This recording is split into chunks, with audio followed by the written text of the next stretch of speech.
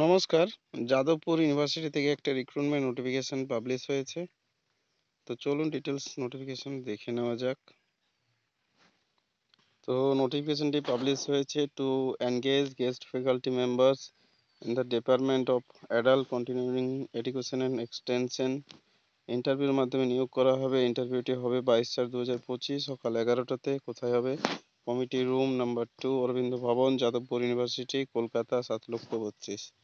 Interested candidates are requested to come along with CV, all original and one set of photocopies of the relevant documents. No TA will be provided to the interviews.